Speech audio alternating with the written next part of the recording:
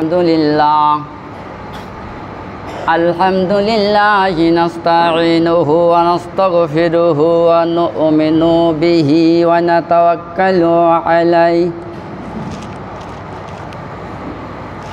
ونعوذ بالله من شرور أنفسنا ومن سيئات أعمالنا من يهد الله فلا مضل له ومن يضلله فلا هادي له نشهد أن لا إله إلا الله وحده لا شريك له ونشهد أن سيدنا وسندنا حبيبنا ومولانا محمدا عبده ورسوله الذي أرسله بالحق بشيرا ونذيرا وداعيا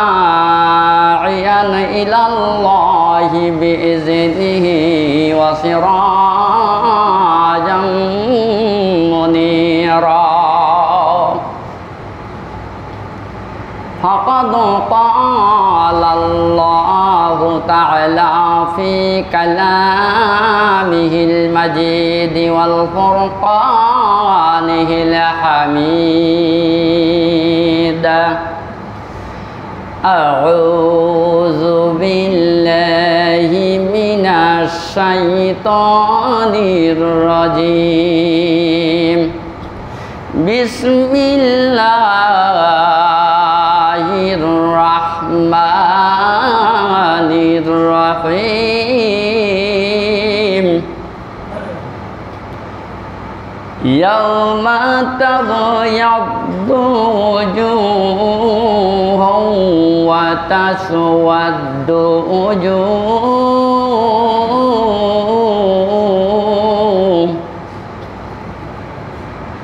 فأما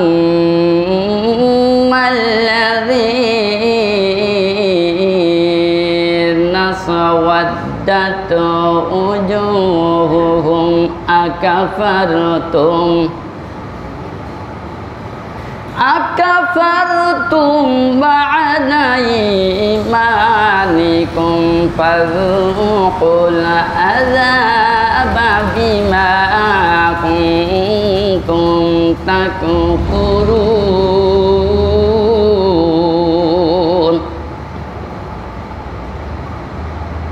وأما الذين ابيضت وجوههم ففي رحمة الله هم فيها خالدون اللهم سيدنا مولانا محمد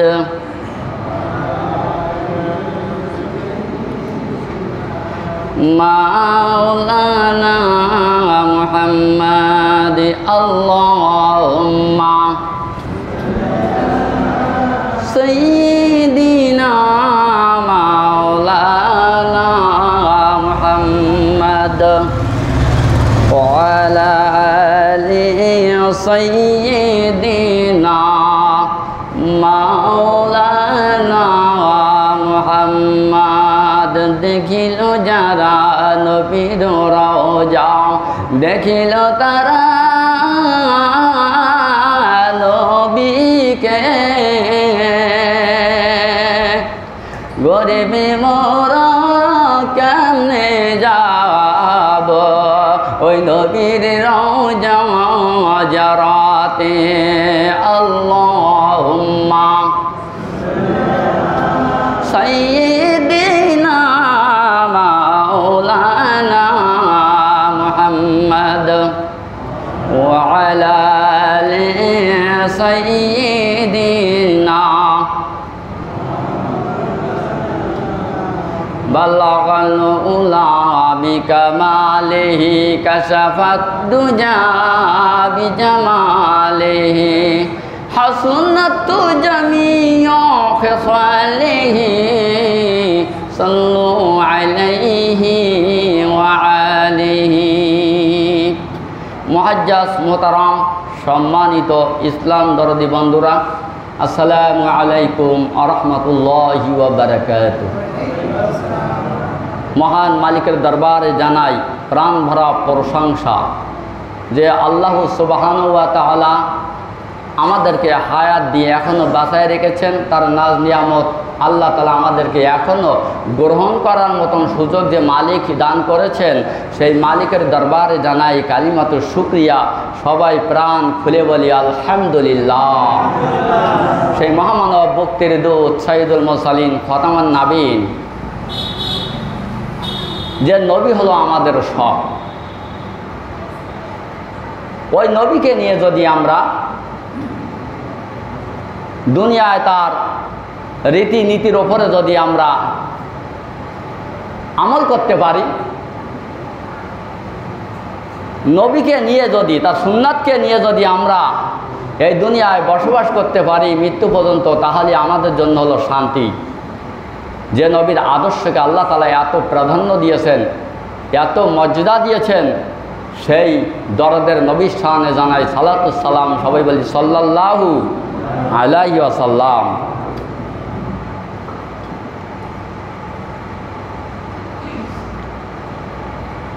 আল্লাহ রাব্বুল আলামিন আমাদেরকে দুনিয়ায় আশরাফুল মাখলুকাত হিসেবে, আল্লাহর সৃষ্টি সেরা জীব হিসেবে এই দুনিয়ায় আমাদের পাঠাই দিয়েছেন। আর আমাদের জন্য আল্লাহ রাব্বুল আলামিন কঠিন কিয়ামতের ময়দানে বিচারের ব্যবস্থা রেখে দিয়েছেন। যারা দুনিয়ায় ভালো কাজ করবে তাদের জন্য বিচার হবে, যারা দুনিয়ায় মন্দ কাজ করবে তাদের জন্য বিচার হবে। বিচার প্রত্যেকের হবে, তবে কেউ বিচারের ভিতরে কেউ সাকসেসফুল হবে, সফল কাম হয়ে যাবে। যারা দুনিয়ায় নেক কাজ করেছে, ভালো আমল করেছে, তারা কিয়ামতের ময়দানে তারা সাকসেসফুল হবে, তারা সফল কাম হবে। আর যারা নেক আমল করে নাই, বদ আমল বেশি বেশি করেছে, কিয়ামতের ময়দানে মুসিবতের সময় তারা বিপদে পড়ে যাবে, তারাই ক্ষতিগ্রস্ত হয়ে যাবে। আমার আল্লাহ রাব্বুল আলামিন দয়া করে যদি আমাদেরকে মাফ করে দেয়, যদি আমাদেরকে আল্লাহ তাআলা রহম করে আমাদের উপরে, তাহলে আমরা কিয়ামতের ময়দানে কঠিন বিপদ থেকে মুক্তি লাভ করতে পারবো। আর যদি আল্লাহ রাব্বুল আলামিন আমাদের প্রতি রহম না করে, দয়া যদি না করে, তাহলে কিয়ামতের ময়দানে আমরা বরবাদ হয়ে যাব, আমরা ধ্বংস হয়ে যাব, ক্ষতিগ্রস্ত হয়ে যাব, জাহান্নামের যাত্রী হয়ে যাব। আমার আল্লাহ যদি আমাদের প্রতি দয়া না করে, তাহলে আল্লাহর সুন্দর জান্নাতে কেউ আমরা যাইতে পারবো না। দুনিয়ার ভিতরে একটা মানুষ আছে খুবই কালো, মনে করেন চেহারা ভালো না। আর একটা পরিষ্কার মানুষ আছে, সাদা চেহারা, সুন্দর চেহারা, দেখতে খুবই ভালো, কিন্তু তার আমল ভালো না। কিন্তু একটা কালো কুৎসিত মানুষ যদি হয়, তার নেক আমল যদি ভালো হয়, দুনিয়ায় কালো হতে পারে, মানুষের কাছে তার চেহারাটা কালো হতে পারে, খারাপ হতে পারে, কিন্তু আমার আল্লাহর কাছে তার চেহারাটা খারাপ না, তার আমলটা আল্লাহর কাছে অনেক ভালো। জোরে কান সুবহানাল্লাহ। কিয়ামতের ময়দানে কঠিন মুসিবতের সময় আমার আল্লাহ রাব্বুল আলামিন কোন মানুষের চেহারা দেখে বিচার করবে না, মানুষটা সুন্দর কিনা, মানুষটা ফর্সা কিনা, মানুষটা লম্বা চওড়া মোটা সোটা কিনা, এটা দেখে আল্লাহ বিচার করবেন না। আমার মালিক বিচার করবেন মানুষের অন্তর দেখে। জোরে কান সুবহানাল্লাহ। চেহারা ছবি সুরাত ভালো মন্দ দেখে বিচার হবে না, বিচার হবে তার অন্তর দেখে, তার আমল দেখে। জোরে কান সুবহানাল্লাহ। সে নেক আমলটা বেশি বেশি করেছে কি না। চেহারা ভালো হওয়ার দরকার নাই, দুনিয়ায় কালো হোক কিন্তু আখেরাতে সে ভালো হবে। জোরে কান সুবহানাল্লাহ। যারা দুনিয়ার জীবনে অনেক চাকচিল্য চেহারা, সুন্দর চেহারা, সাদা ফক ফক করতেছে, দেখলি মনে হয় যেন সাহেবের বাচ্চা মতন দেখা যায়, কিন্তু বন্ধু তার আমল যদি খারাপ হয় কিয়ামতের ময়দানে তার চেহারা ফর্সা থাকবে না, চেহারার সাদা থাকবে না, সুন্দর চেহারা থাকবে না, তার চেহারাটা কালো হয়ে যাবে। ধরে কান কি হয়ে যাবে? কালো হয়ে যাবে। কিন্তু যদি দুনিয়ার চেহারা কালো হয়, কুরসিত হয়, খারাপও হয়, আমল যদি ভালো হয় কিয়ামতের ময়দানে ওই ব্যক্তির চেহারা সাদা হয়ে যাবে। ওই ব্যক্তির চেহারা থেকে নেক আমলের নূর চমকাইতে থাকবে। জোরে কান সুবহানাল্লাহ। দুনিয়ায় আমল হলো দুইটা। জোরে কান কয়টা? দুনিয়ার জীবনে আমাদের আমল হলো দুইটা। একটা আমল হলো সৎ আমল, নেক আমল, আর একটা হলো বদ আমল। যদি আমরা নেক আমল করে যাই তাহলে সকল জায়গায় আমরা শান্তি পাব, আমাদের কোনো জায়গায় বাধা হবে না।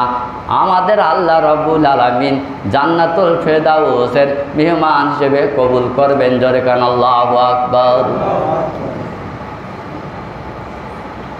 আল্লাহ রাব্বুল আলামিন বলেন, ইয়াউমা তাবয়াদ্দু উজুহুম ওয়া তাসওয়াদ্দু উজুহ,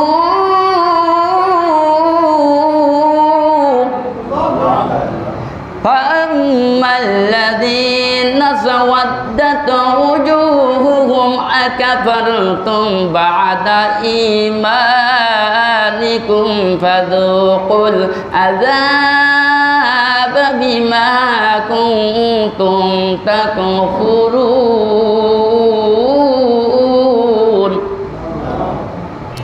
আল্লাহ রাব্বুল আলামিন বলেন, কিয়ামতের ময়দানে সেই দিন কতক মুখমণ্ডল হবে উজ্জ্বল আর কতক মুখমণ্ডল হবে কালো। কারো চেহারা হবে সেই দিন সাদা আর কারোর চেহারা হবে কালো। আমার আল্লাহ রব্বুল আলামিন বলবেন, যাদের চেহারা কালো হবে তাদেরকে আমার আল্লাহ রব্বুল আলামিন বলবেন, ও দুনিয়ার মানুষ, ও আমার বান্দা, আমি জানতাম তোমরা দুনিয়ায় ভালো ছিলে, ইমানদার ছিলে, ইমান এনেছিলে। আজকে আমি দেখছি তোমরা কুফরি করেছিলে। এই কুফরি করার কারণে তোমাদেরকে শাস্তি ভোগ করতে হবে।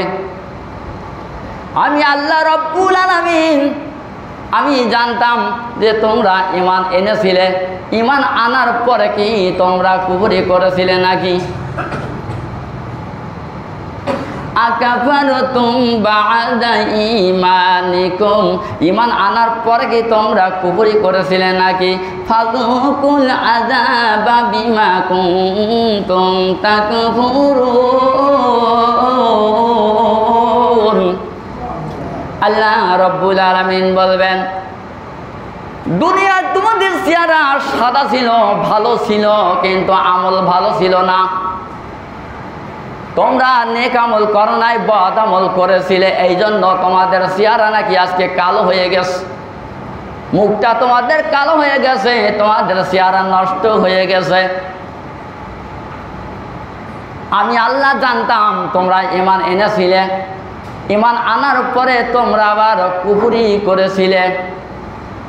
আমি আল্লাহ আমার প্রতি বিশ্বাস করেছিলে, আসমানি গ্রন্থর প্রতি, কিতাবের প্রতি তোমরা বিশ্বাস করেছিলে, নামাজও পড়েছিলে, রোজাও রাখছিলে, কিন্তু আবার তোমরা আমার সাথে কুফরি করেছিলে।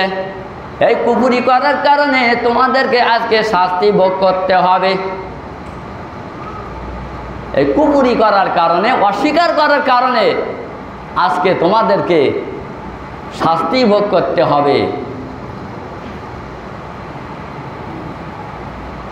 আমরা প্রত্যেকে ঈমানদার, আল্লাহকে বিশ্বাস করি, আসমানি কিতাব বিশ্বাস করি, আখিরাত বিশ্বাস করি, আমরা সব বিশ্বাস করি ঠিকই, কিন্তু মুখে বিশ্বাসটা বেশি হয়ে যাচ্ছে, কাজে বিশ্বাস নাই। আমরা আমল করি কম, মুখে সব স্বীকার করি, কিন্তু কাজে দেখা যায় আমাদের সমস্যা। 5 ওয়াক্ত নামাজ যদি নাও পড়ে সেও বলে আমি একজন ইমানদার। তাকে যদি কেউ বলে যে তুমি নামাজ পড়ো না, তোমার ইমান নেই, তুমি কাফের, কি সে মেনে নেবে? বলবো আমি এক ওয়াক্ত নামাজ নাই পড়িনি, তাই বলি কি কাফের হলাম? নামাজ যদি কেউ ইচ্ছে করে ছেড়ে দেয় এবং যদি বলে নামাজ পড়ি কী লাভ হবে, নামাজ পড়ার কী দরকার, এত নামাজ পড়ি কী দরকার, তাহলে সে কী করলো? কুফরি করলো। তাই আল্লাহ বলতেছেন যে আমি জানতাম যে তোমরা ঈমান গ্রহণ করেছিলে, ঈমান এনেছিলে, কিন্তু তোমরা আবার কুফরির ভিতরে শামিল হয়েছিলে। এই কুফরি করার কারণে আজকে তোমাদেরকে আমি আল্লাহ শাস্তি দিব। তাহলে কাফেরদের চেহারা হবে কালো। চেহারা কি হবে? কালো। দুই রকম চেহারা থাকবে, একটা হলো মুখটা হবে উজ্জ্বল সাদা সুন্দর চেহারা আলা মানুষ হবে, যদিও দুনিয়া সে কালো ছিল, কিন্তু আমল ভালো হবার কারণে আখিরাতে তার চেহারাটা কেমন হবে? সাদা হবে। জোরে কারণ সুবহানাল্লাহ। দুনিয়ায় ভালো ছিল, চেহারা ভালো ছিল, আমলটা খারাপ হবার কারণে আখিরাতে তার চেহারাটা কি হবে? কালো হয়ে যাবে। কেন কালো হবে? সে আমার আল্লাহকে অস্বীকার করেছিল, যদিও নামাজ পড়তো, রোজা রাখতো, ওই গোপনে গোপনে আমার মালিককে অস্বীকার করত, আল্লাহকে পুরাপুরিভাবে মানত না। মুখে স্বীকার করতো কিন্তু কাজ করতো না। কাজ না করলে আমার আল্লাহকে পুরাপুরি ইমানদার হিসেবে কোনো মানুষকে গ্রহণ করবেন না, কোনো বান্দাকে গ্রহণ করবেন না আল্লাহ ইমানদার হিসেবে। মুখে বললে শুধু ইমানদার হওয়া যাবে না, আমল করে কাজ করে দেখাই দিতে হবে যে আল্লাহ এই দেখো আমরা তোমার গোলাম, তোমার গোলামি করে দেখাই দিলাম যে আল্লাহ তোমাকেই মানি, তোমাকে কেবলমাত্র শুধুমাত্র তোমারে মানি, তোমার আদেশ নিষেধ আমরা পালন করি। আয় আল্লাহ যেটা আদেশ করেছো সেটা আমরা গ্রহণ করেছি, আর যেটা নিষেধ করেছো তার ধারে কাছে কোনো দিন যায় না। আমার আল্লাহ রব্বুল আলামিন বলবেন বান্দা যারা আমার ইবাদত করতো, আমার হুকুম আহকাম মেনে চলতো, আমি আল্লাহ সব কিছু দেখেছি এবং শুনেছি। জোরে কান আল্লাহ দেখেছে কি না? আবার আল্লাহ শুনেছে। আল্লাহ শোনে এবং দেখে এবং জানে। জোরে কান আল্লাহু আকবার। এরপরেও বলবে বান্দা কেন তোমরা কুফরি করেছিলে? তোমাদের কাছে যুগে যুগে নবী রাসূল আসছিল, ইসলামের দাওয়াত দিয়েছিল, কোরআনের দাওয়াত দিয়েছিল। আমি আল্লাহ আমাকে চেনার জন্য তোমাদের ব্যবস্থা দান করেছিল নবী রাসূলেরা যে। আর নবী রাসূলেরা যখন দুনিয়ায় ছিল না, আলেম ওলামায়ে কেরাম যারা ভালো মানুষ ছিল, নেককার মানুষ ছিল, আল্লাহওয়ালা মানুষ ছিল, তারা তোমাদেরকে ইসলামের দাওয়াত দিয়েছিল। কেন তোমরা ইসলাম গ্রহণ করো নাই? দাওয়াতটা গ্রহণ করো নাই। দাওয়াতটা গ্রহণ যদি করতে তাহলে আখিরাতে আজকে তোমাদের শান্তির সীমা থাকতো না, শান্তির শেষ হইতো না। আর দাওয়াতটা গ্রহণ না করার কারণে আমি আল্লাহ রব্বুল আলামিন তোমাদেরকে জাহান্নামে দেওয়ার জন্য জাহান্নাম সৃষ্টি করে রেখেছি। জোরে কান নাউযুবিল্লাহ। যাদের চেহারা কালো হবে তাদেরকে আল্লাহ কি করবেন? হাসরের মাঠে শাস্তি দিবেন। কিয়ামতের ময়দানে বলছেন যে আল্লাহ তোমাদেরকে আযাব দেওয়া হবে, শাস্তি দেওয়া হবে। আল্লাহ রাব্বুল আলামিন বলেন ওয়া আম্মাল্লাযীনা বায়াদ্দাত উজুহুহুম ফাফি রাহমাতিল্লাহি হুম ফিহা খালিদুন। জোরে কান আল্লাহু আকবার।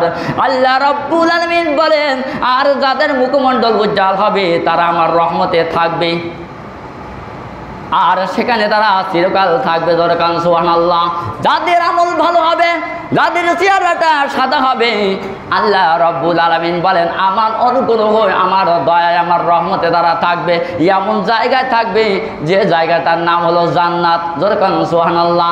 এই জান্নাতে যারা থাকবে এরা এই জান্নাত থেকে আর কোনো দিন বাইর হবে না, চিরকাল ওই জায়গায় থাকবেন। জোরে কান আল্লাহু আকবার। নেক আমল ভালো হবার দরকার।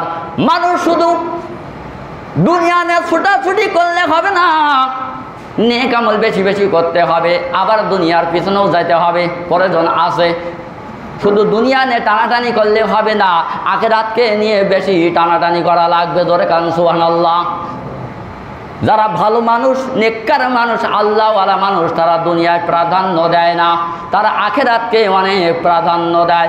আমার মালিক বলেন যারা মুমিন হবে, ইমানদার হবে, যখন তোমরা নামাজে দাঁড়িয়ে যাবা, নামাজ শেষ করবা, আমি আল্লাহ আমার কাছে হাত তুলে তখন প্রাণ খুলে দোয়া করবা, রব্বানা আতিনা ফিদ দুনিয়া হাসানাতাও ওয়া ফিল আখিরাতি হাসানাতাও ওয়া কিনা আযাবান নার। জোরে কান আল্লাহু আকবার।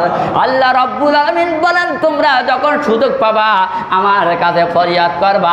ইমানদাররা আল্লাহর কাছে দুনিয়াও চায়, আখিরাত চায়। জোরে কান সুবহানাল্লাহ। ইমানদার যারা আল্লাহকে বলে, আল্লাহ দুনিয়ায় তুমি আমাকে এবং আখিরাতে আল্লাহ তুমি আমাকে মঙ্গল দান করে দিও, দুনিয়ায় শান্তি দিও, আখিরাতে শান্তি দিও, আর জাহান্নামের আগুন থেকে আল্লাহ তুমি আমাদেরকে মুক্তি দান করে দিও। এটা মুমিন যারা বলে তারা। জোরে কান আল্লাহু আকবার। দোয়া যার নাই, যে হাত তোলার সময় পায় না, দোয়া করে না, ও কেমন করে আল্লাহর কাছে চাবে? আল্লাহর কাছে চাওয়ার তো সময় অনেক মানুষের নাই। যদি আপনি আল্লাহর কাছে না চান, আল্লাহর কাছে যদি না বলেন, তাহলে আল্লাহ আপনাকে কেমন করে দিবে? আপনি আল্লাহর কাছে মাফ চাবেন, আল্লাহ আপনাকে মাফ করে দিবেন।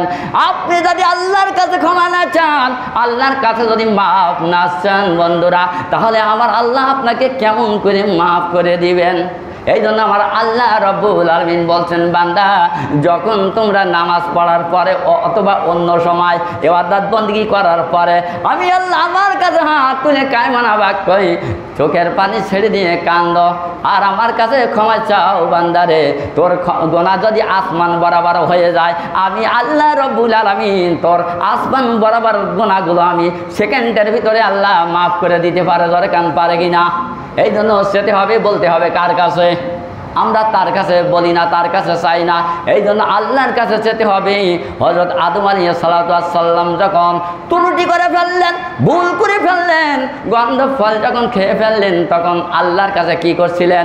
আল্লাহর কাছে দোয়া করছিলেন, রব্বানা যালামনা আনফুসানা ওয়া ইল্লাম তাগফির লানা ওয়া তারহামনা লানাকুনান্না মিনাল খাসিরিন। জোরে কান আল্লাহু আকবার। আল্লাহ রাব্বুল আলামিনের কাছে ফরিয়াদ করেছিলেন রব্বুল আলামিন, আয় আল্লাহ, আয় আল্লাহ, আমরা নিজেদের প্রতি জুলুম করে ফেলাইছি, নিজেদের নফসের সাথে জুলুম করেছি।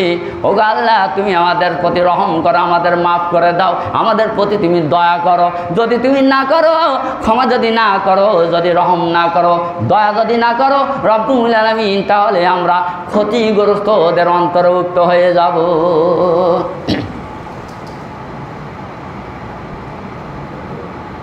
তাহলে দোয়া করতে হবে না? অবশ্যই দোয়া করতে হবে। আপনি মসজিদে নামাজ, ফরজ নামাজ পড়ি করেন আর নাই করেন, আপনার অন্য সময় আল্লাহর কাছে নির্জনে বসে বসে তাহাজ্জুদের নামাজ পড়েন, অথবা যে কোনো নামাজ আদায় করার পরে আল্লাহর কাছে আপনি হাত তুলে আপনার মনের কথাগুলো হাত তুলে প্রাণ খুলে মাবুদের দরবারে আপনার কথাগুলো এইখানে পেশ করেন। পৃথিবীর মানুষ আপনার কথা কেউ শুনবে না, বারবার শুনতে চাই না, কিন্তু আমার আল্লাহ রব্বুল আলামিন এত দয়াশীল, এত মায়াশীল। আমার আল্লাহ বান্দা যতবার বলে আমার আল্লাহ ততবার শোনে। ধরে কান সুবহানাল্লাহ। আমার আল্লাহ কোনো অধৈর্য হয় না। আল্লাহরে বান্দার কথা বারবার শুনতে খারাপ লাগে না। যত বান্দা চায়, যত বান্দা বলে, আমার আল্লাহ তত খুশি হয়। ধরে কান আল্লাহু আকবার। এই জন্যে কানতে হবে কার কাছে? মানুষ মারা গেলে কান্দি, রোগ ব্যায়ামের যন্ত্রণায় যখন পড়ে যায় তখন কান্নাকাটি করি, ছটফট করতে থাকি, কিন্তু একবার বলে আব্বা, একবার বলে মা, আল্লাহর নাম বলে না। ওরে বাবা রে, ওরে মা রে, মরলাম রে, পেটে ব্যথা, আল্লাহরে বলে না, শুধু একবার বাবা রে, একবার মা রে, কিন্তু বলতে হবে কার? ওগো আল্লাহ, ও আল্লাহ, তুমি আমাকে সেবা দাও, আল্লাহ তুমি আমাকে সুস্থ করো, গো আল্লাহ তুমি আমাকে মাফ করে দাও। আল্লাহর কাছে আমরা বলি না। আল্লাহর কাছে বলার দরকার ছিল, কিন্তু আমরা বলি কার কাছে? ওরে মা, ওরে বাবা, বিপদে পড়লে স্মরণ করতে হবে কার? বলেন, রোগ ব্যায়ামের বিপদ মুসিবতের সময় স্মরণ করবেন কার? আল্লাহকে স্মরণ করতে হবে। আমার আল্লাহকে স্মরণ করার পরিবর্তে যদি আপনি অন্যরে স্মরণ করেন কি হবে? মা বাপকে আপনি অবশ্যই বলবেন, এটা আমরা পৃথিবীর ভিতরে মা বাবার মতন দরদের মানুষ, ভালো মানুষ আর নাই। এই জন্য রোগের শোকে পড়লে আমরা তখন বাবার আর মার স্মরণ করি, ও গো বাবা গো, ও মা মারা গেলাম, ও মা পিঠে ব্যথার থেকে ছটফট করতেছি, ও মা আমার পেটে ব্যথা তো কমছে না, তাই বেশি ভালোবাসি বাপ মাকে। এই জন্য মনে মনে আমরা মুখে কি বলি, মনে মনে বলি অথবা মুখে ছুটে বলি, ওরে বাবা গো, ও মা গো, এই হচ্ছে সেই আসছে বলি। কিন্তু মনের নিয়তটা তো আমাদের তাই খারাপ না, খারাপ নাকি? যে আমরা কি শিরক করতেছি, যে আল্লাহকে বাদ দিয়ে মা বাবাকে ডাকছি, শিরক করতেছি? কিন্তু আপনার মনটা দেখে আল্লাহ বিচার করবেন, আপনার মনের চাওয়া পাওয়াটা, আপনার অন্তরটা দেখে আল্লাহ বিচার করবেন। আল্লাহর পরে হলো মা বাবার স্থান, ধরে কারণ সোহান আল্লাহ। এই জন্য মা বাবার মতন ভালো মানুষ, দরদের মানুষ পৃথিবীতে খুঁজে পাবেন না। যাই বলেন আর তাই করেন, মা বাপকে যদি ছেড়ে দেন জান্নাতে যেতে পারবেন না। এই আলোচনাটা আজকে হবে না, ওটা আগামী শুক্রবারে হবে। মা বাবার ছেড়ে দিলে জান্নাত পাবেন কি না। নামাজ পড়বেন, রোজা রাখবেন, হজ করবেন, জাকাত দেবেন, সব করবেন, মা বাপকে একদিন মেরেছেন, মাপ চেয়ে নেননি, মা বাপ ক্ষমা করে দেয়নি, অথবা তাদেরকে খাওয়ায় কষ্ট দিয়েছেন, অথবা কাপড় চোপড়ে কষ্ট দিয়েছেন, অথবা চিকিৎসায় কষ্ট দিয়েছেন, অথবা মনে আঘাত দেওয়ার কথা বলেছেন, আপনি সব করেন, শুধুমাত্র একটু মনে ব্যথা দেওয়ার কথা বলেছেন। এত কষ্ট করে 2 বছর ধরে দুধ খাওয়ালাম, 10 মাস 10 দিন পেটে করে নেওয়া, যে ঘোরা ঘুরলাম, কত কষ্ট করলাম, বাড়ি বাড়ি যেই মানুষের কাছ থেকে টাকা পয়সা নিয়ে সংসারটা চালালাম, হাত পেতেছি মানুষের কাছে। তোর যখন পেটে ছিলি তখন তোর বাবার তখন আর্থিক অবস্থা খারাপ ছিল, লোকের বাড়ি থেকে সাহায্য সেই এই নিয়ে খাওয়াইয়ে, হ্যাঁ তুই পেটে ছিলি সেই সময়, আর তুই এরকম বেশি কথা বললি, তোর মুখে আসলো কি গেরে? যদি এরকম ধরনের ভাষা একবার বলে, আল্লাহর সাথে আর আল্লাহর সাথে মা বাবার দোয়ার সাথে কোনো পর্দা থাকে না, ডাইরেক্ট অ্যাকশন। মা বাবার মনে কোনো রকম টুশব্দ দেওয়া যাবে না, কষ্ট দেওয়া যাবে না। যদি কিছু বলা লাগবে না, শুধু এতটুকু বলবে, আর কিছু দরকার নেই, কিছু বলেনি, শুধু আপনার কথা শুনে শুধু এতটুকু বলবে, আপনার জন্য জান্নাত শেষ। কত বড় কঠিন জিনিস মা বাবা, কিন্তু আমরা ওই জায়গায় এত বড় খারাপ, ওই মা বাবাকে আমরা সেইভাবে ভালোবাসি নে, সেইভাবে ওই নজরে দেখি নে, যাদের মূল্য এত, যাদের এত দাম। আমার আল্লাহ বলছে, মা বাপ যদি অসন্তুষ্ট হয়ে যায় কোনো সন্তানের উপরে, স্বয়ং আল্লাহ অসন্তুষ্ট হয়ে যায় ওই সন্তানের উপরে। তাহলে আল্লাহর সাথে মা বাবার সাথে কত সম্পর্ক, কত দাম, এই দাম আমরা বুঝলাম না। আমরা বুঝলাম হলে বোধ দামটা বুঝেছি আমরা। বউ যদি বলে কিছু একটা আনতি বা দিতে, ওটা না দিলে উপায় নেই, ওই দামটা আমরা বুঝেছি, কিন্তু মা বাবার এটা আমরা বুঝলাম না। আল্লাহ রব্বুল আলামিন আমাদেরকে সকলে বেশি বেশি নেক আমল করা তাওফিক দান করুক। আমরা সকলে বলি আমিন। আজকে আসি কালকে থাকবো না, নেক আমল করার তো কোনো কষ্ট না। আপনি একটা ভালো কাজ করবেন, আপনার কে বাধা যাচ্ছে? কেউ তো বাধা যাচ্ছে না। আপনি তাহাজ্জুদে নামাজ পড়েন, কেউ বাধা দেবে না। আপনি সকালবেলা বেলা উঠলে নামাজ পড়েন, কেউ বাধা দেবে না। আপনি সুদখোরের পাশে যাবেন না, খাওয়াটা দূরে থাক, আপনার কেউ বাধা দেবেন না। যখন যাওনি কেন, সুদ কেন খাওনি, আপনার কেউ আদেশ করবে না, পেড়াপেড়ি করবে না। কেন ঘুষ নেওনি, এই জন্যই কেউ আপনার পেড়াপেড়ি করবে না, কেন ঘুষ নেওয়া হয়নি। কিন্তু আমরা কিন্তু আমলগুলো করতে পারি, অবশ্যই ভালো আমলগুলো করতে পারি, কিন্তু এই যে শয়তান আমাদের প্রকাশ্য শত্রু, ওই শয়তান আমাদের ভালো ভালো আমলগুলো করতে দেয় না। যখন আমরা ভালো কাজ করতে যাই তখন ও মাঝখানে এসে কুমন্ত্রণা দেয়, 20,000 টাকা না, ওই কাজটা একটু সিগনেচার করে দেওয়া, ফাও টাকা 20,000 টাকা, একটু সিগনেচার করে দিলি তো 20,000 পেয়ে যাও। হ্যাঁ ভাই, তাই তো তুমি আমার আমার এই পাশের লোক যে থাকে আমার সাথে যে ঘরে, ওর সাথে একটু কথা বলে, কোনো আমার এখন সময় নেই, একটু ব্যস্ত আছি, ওর সাথে কথা বলে 20,000 বাগাইয়ে 20,000। এইভাবে আমরা চলি। আসলে আমরা আল্লাহকে সত্যিকার অর্থে যেভাবে মেনে চলার দরকার ছিল সেইভাবে আমরা কেউ মেনে চলিনি, আমি হুজুর মেনে চলিনি। চেষ্টা করলেও হয় না। কিন্তু অনেকে আছে, আপনি চেষ্টা করতেছেন, হচ্ছে না এক কথা, কিন্তু আপনি চেষ্টা না করিয়ে ওই মন্দ কাজগুলো করেই যাচ্ছেন, আপনার জন্য কিন্তু আর এক কথা। এই জন্য আল্লাহ রব্বুল আলমিনের পথে আমরা যেন যতদিন দুনিয়ায় আল্লাহ তাআলা বাঁচাই রাখেন এবং তার নিয়ামত, তার সব কিছু আমরা ভোগ করে এই দুনিয়ায় দৌড়াদৌড়ি করতেছি, আল্লাহ তাআলার ইবাদত বন্দেগী করে জীবনকে অতিবাহিত করে এরপরে আল্লাহ তাআলা যেন সুন্দর একটা মৃত্যু আমাদেরকে উপহার দেন, যে মৃত্যুটা হলে আল্লাহ তাআলার জান্নাতে যাওয়া যেতে পারে এমন একটা মৃত্যু, সুন্দর মৃত্যু, শাহাদাতের মৃত্যু, কোরআনের পথের মৃত্যু আল্লাহ তাআলা আমাদেরকে নসিব করুন। আমরা সকলে বলি আমিন। এই বলে আমার সংক্ষিপ্ত বক্তব্য এখানে শেষ করছি। আসসালামু আলাইকুম ওয়া রাহমাতুল্লাহি ওয়া বারাকাতুহু।